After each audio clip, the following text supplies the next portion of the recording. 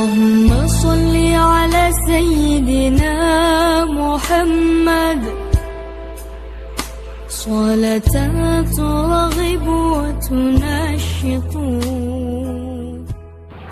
Assalamualaikum warahmatullahi wabarakatuh.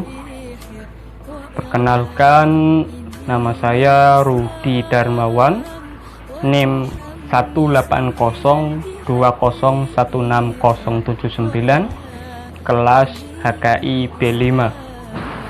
Kali ini saya akan membahas mengenai sejarah singkat Nahdlatul Ulama Muhammadiyah dan juga Majelis Ulama di Indonesia. Majelis Ulama Indonesia.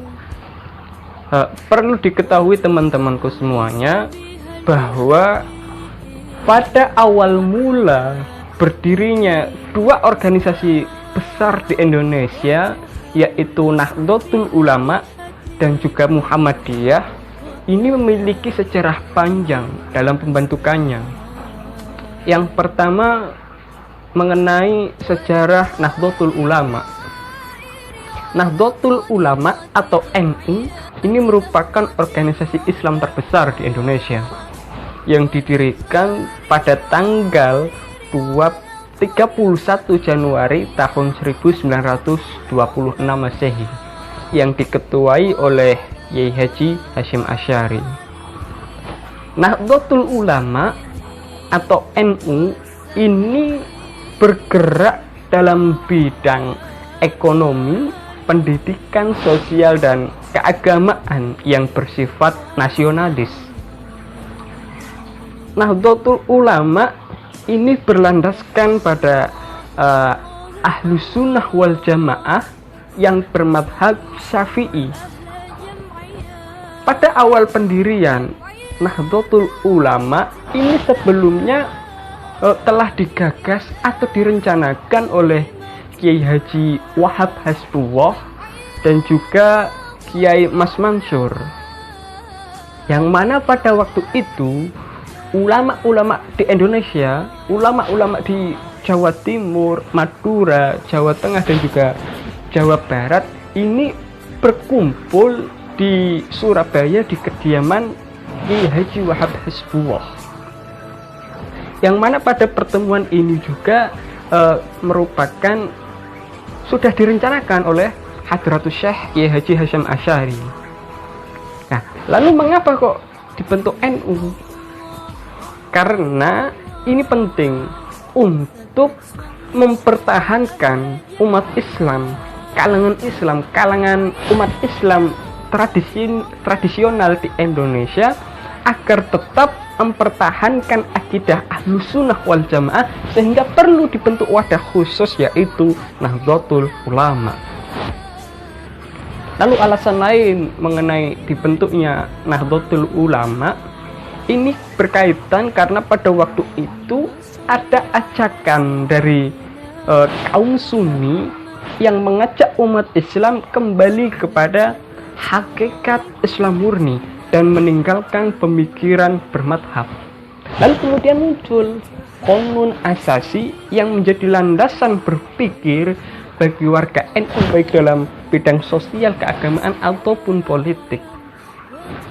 Alasan lain mengenai dibentuknya Nahdlatul Ulama ini tidak lain karena pengaruh politik baik dari dalam maupun luar negeri, sekaligus sebagai bentuk perlawanan terhadap penjajah pada masa itu. Lalu kemudian dibentuklah Nahdlatul Ulama atau kebangkitan ulama.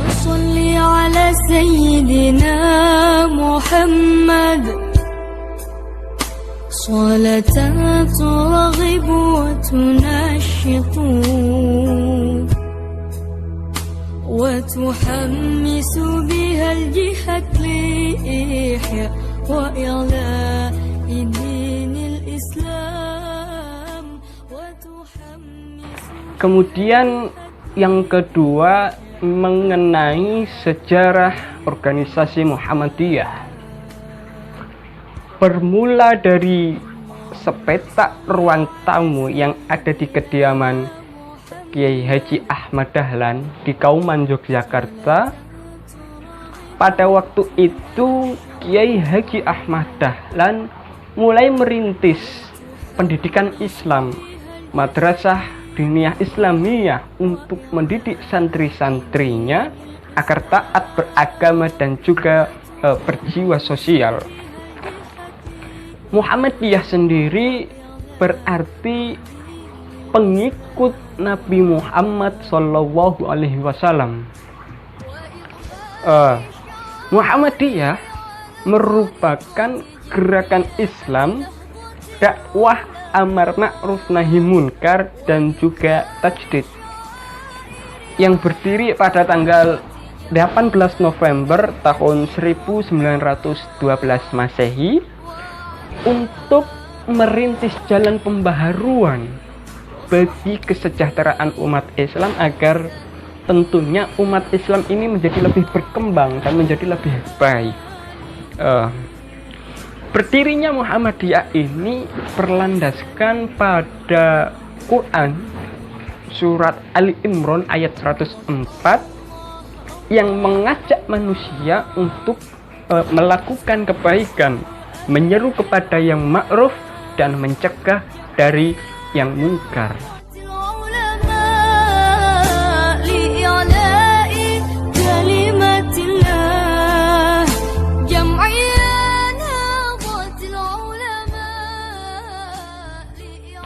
Lalu yang ketiga, mengenai sejarah Majelis Ulama Indonesia atau MUI.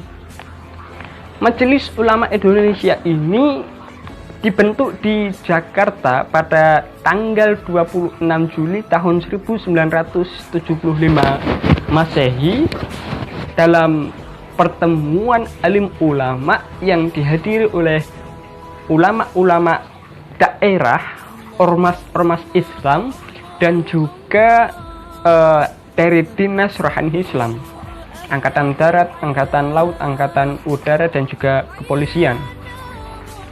Pertemuan alim ulama ini juga disebut sebagai pertemuan alim ulama yang kemudian menghasilkan Piagam Majelis Ulama Indonesia.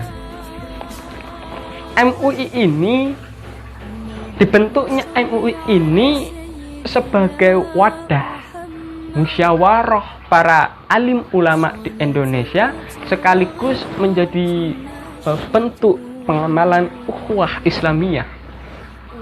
Dan tentunya saat ini MUI masih memberikan kontribusinya yang sangat luar biasa terhadap negara maupun kepada umat Islam. Terbukti bahwa MUI ini memiliki peran yang sangat strategis sebagai jembatan antara pemerintah dan juga ulama.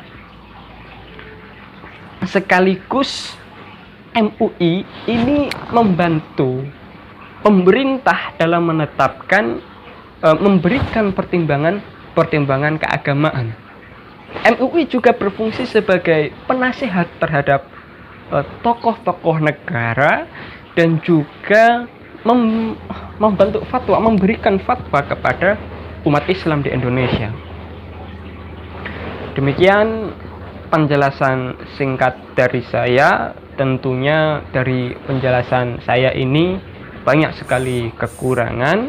Oleh karena itu kurang lebihnya mohon dimaafkan. Dari saya cukup sekian. Wassalamualaikum warahmatullahi wabarakatuh.